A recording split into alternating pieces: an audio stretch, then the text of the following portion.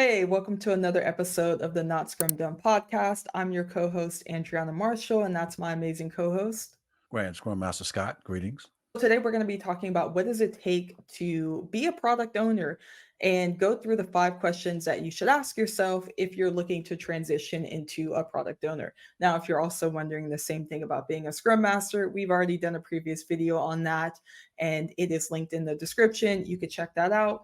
If you have any comments or questions, feel free to reach out to us. The first thing that we think you should ask yourself when you are looking to transition to a product owner is, can you handle continuous feedback and iteration? Scott, do you want to go a little deeper into this? Product development is iterative. We're trying to put something out there that we believe the customer wants, but we actually won't know until we actually put something out there. And then that becomes the point in which we're going to get feedback, and we're going to take that feedback and see where do we go from there. Definitely a product owner would need to handle some type of continuous feedback as we iterating, trying to figure out what actually does this customer want that's going to solve his or her problem or the company's problem. Andriana. I've worked with someone who wasn't open and everything seemed like a complaint and wasn't delivering what the customers really wanted ultimately. And then on the flip side, I worked with someone who constantly sought feedback, but didn't implement every single thing, did use his judgment, did use market research, which we'll talk about a little bit later. There's a combination of things that you have to use, but the critical thing is being open to feedback and not taking it as criticism. It is extremely challenging to constantly get feedback, especially the bigger product that you have, the more customers you have, the more voices you have. When you're more successful, you tend to get more criticism. That's just the way it is. And you have to be willing to deal with that. It is very challenging to constantly make changes and still maintain progress, but it's essential for creating a successful product. And that is the key. And that's why we brought this up first. Our product owner does have a product goal, something that they want to achieve, but they are open to making changes along the way to still meet that goal. As you were speaking, Adriana, I was thinking about a product owner that was all excited at the sprint review, and not all stakeholders are nice. Stakeholder just flat out said it suck, putting it nicely. It suck. As soon as the stakeholder said that it sucked, I looked at the product owner and she kept her calmness, she kept her coolness, and she handled it like a champion. That's something to think about too in terms of that feedback. Not all feedback is going to be constructive feedback. Some of it, some stakeholders, they have no filter. Yeah, definitely consider that and play that through your head before you get in that situation, if you get in that situation. That's a great point. And going to our next one, I brought this up a little bit, which is, do you enjoy conducting market research and user interviews? And someone may say it sucks. In user research, or if you've done focus groups, people are asked to be unfiltered. What is your initial thought? What do you believe about this product? And it may not always be pretty, it may be pretty bad, but your ability to handle that and stay calm and cool. And I think as a product owner, you need to gather insights from the market, not just necessarily your customers, but what's going on in the market that could really inspire you to make some changes to your product. And also with users. A lot of times we'll only do our sprint review with people in our organization instead of looking outside of that. So maybe conducting interviews or doing surveys and then analyzing data is going to help you. Scott. I would just look at ways to go beyond what Angiana just called out. We have the sprint reviews. Hopefully, your customers and your stakeholders are coming to the sprint reviews. We have the surveys. And just continuously ask yourself, is there anything else that we could add in terms of other research, other ways that we could prove that we're going down the right direction, that we could justify, okay, after sprint review for the next sprint, we're going to go this direction. And here's the data to support this is why. Because I'm thinking about the stakeholder that, hey, nah, product, I don't want you to do that. And the product owner is having a conversation trying to help this person understand why that may not be the best thing right now. We need to pivot and go this way. And here's the data to support that. With that market research, it's very easy to have that conversation. Not that it'd be successful, but it's certainly easy to have that conversation when you have data. I worked with a product owner who was fantastic, but he had a particular direction that he wanted to take the product in, and he was all in. And we were having a conversation, and I was like, "Oh, you can do surveys. Here's the team you talk to. They can send out these surveys for you." And he was like, "Oh, okay, that's fantastic." So he created this survey, and the current user base wanted something totally different. And again, that's also being open to feedback. He just pivoted. He was like, our users don't want this.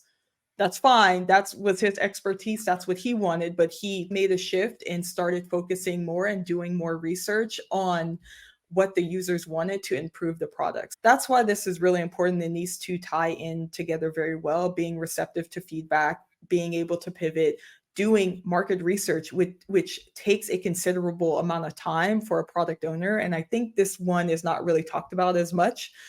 And then connecting with your users, being engaged, doing surveys, doing interviews, and also, as you mentioned, Scott, having them come to your sprint review. You have a story about someone that you met and invited them to your sprint review, right? Yeah, Miss Jones. So Miss Jones, I happened to be buying groceries one day, and Miss Jones was in the grocery store. For those of you who don't know the story, and she was just ranting and raving about the app that we had built. It was a grocery store coupon. Now the coupon's on the app. She didn't have to get the newspaper and cut the apps out anymore. She could actually get them on her cell phone. And she just ranted and raved about that product so much. I said, Miss Jones, are you busy the next couple of days? We having a sprint review, and I would love for you to come and tell our developers the amazing things that you're telling me right now. Sure. I invited her to the sprint review, and that was one of the most amazing sprint reviews that we had. She talked about all the amazing things she did. And from that conversation, the developers and the product owner got an awful lot of new things to put into the product backlog. Hey, this is working good, but I wish you could do this. Things that we didn't even think about until we had that conversation. Yeah. Thank you for reminding me of that. Stay connected with your users. That's really important as a product owner. All right. And then the third one, are you comfortable with accountability and ownership? Being a product owner requires some very difficult decisions, and you are the owner of the product. It does fall on you. All of these things that we just mentioned are already hard enough, but ultimately you are the final decision maker on the direction of the product. You are the entrepreneur of this, and having that level of accountability and ownership is very challenging. It's not an easy job, and you will constantly be getting questions from your own developers to clarify while they're developing. You're in charge of the vision, you're in charge of the product goal. There's a lot of accountability in this, and the buck stops with you. You have to be really comfortable with that, Scott. And I was reminded of my first ever product owner when I was a scrum master, just observing her behavior. Now, this person, she knew the product like the back of her hand. She didn't own it, as we talked about here. She still had the manager mentality, if you will. She would go talk to stakeholders, and stakeholders tell her what to do, and then she do it. I saw this, so I brought her to her attention. I said, Laura, this product pretty good, don't you? Oh, yes, Scott, I know this. Yeah. I use it in my personal life. I said, great. What is the direction that you see this going? She was able to articulate that quick, fast. I said, do you tell the stakeholders that? Because I think the direction we're going now don't really match with the vision you have in your mind. I said, no, Scott. So long story short, I just helped her see herself in terms of the Scrum Guide and painting that picture of what the product owner is. Product owner, you own the product. You're not a manager. Stakeholders, they have an idea, but you here on the ground floor, you on the battlefield, you got the real-time data. You are here in the midst of it. You have to make that decision. You have to grow into that role and get to the point where you own it.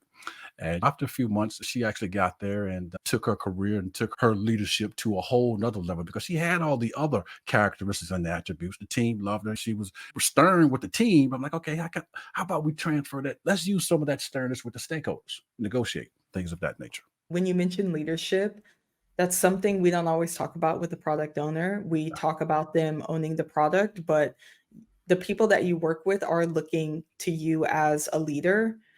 People are looking at you to lead, which requires building trust and making the right decisions. And when you don't make the right decisions, owning up to those and being quick to pivot. That's something that we don't always talk about with the product owner. We just talk about them managing the product backlog and making product decisions, but you are a leader in the organization. People are looking to you for guidance, and how you carry yourself does matter. The next question, which is, can you effectively manage stakeholder expectations? Now, Scott, you just mentioned being able to communicate with those stakeholders, your vision, the product goal. That's really important to understand and align everyone. But also, as we know, stakeholders have a lot of demands and a lot of expectations. They're not the easiest to deal with. And this is coming from me. I'm a stakeholder of a lot of products, and I have very high expectations, even though I know how software is developed and that it takes time.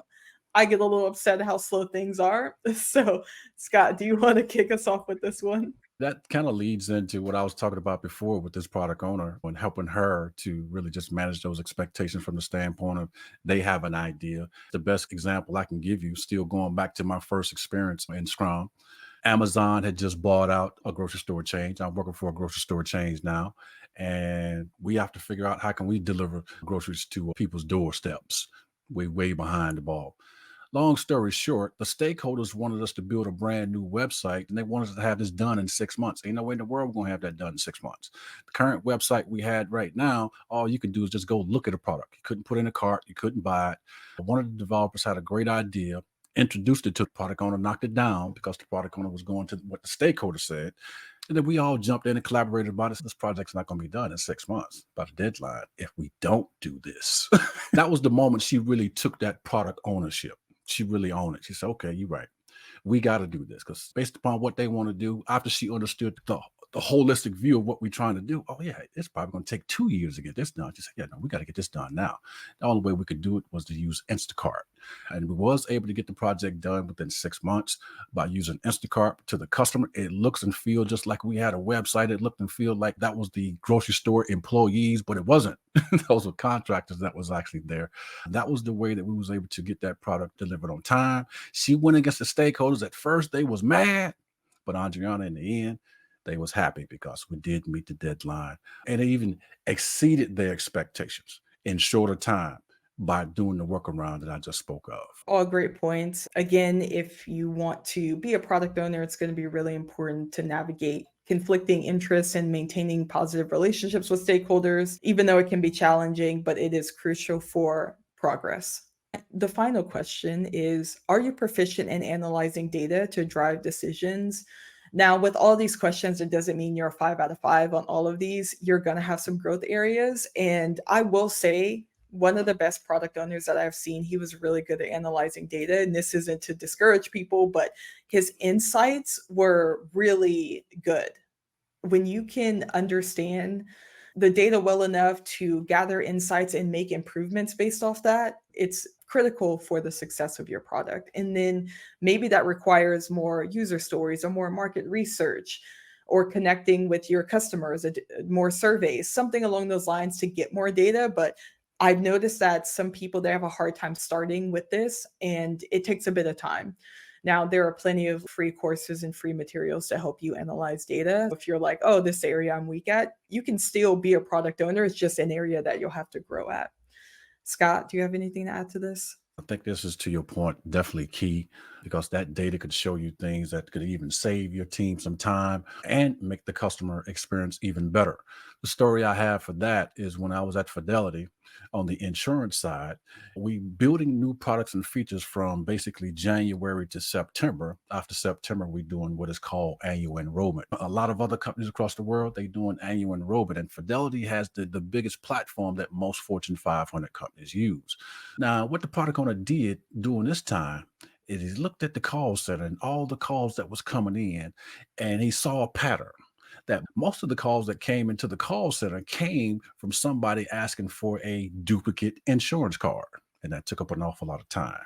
So he's like, why don't we create a feature? Brought this to the team. He didn't go ask no stakeholder. He just looked at the data. He's product ownership, right? He just looked at the data and made this decision. Asked the developers, hey, would this save y'all some time? Oh, that would be great if we can do this. The call center will love us. I would love you. And the customer will love you.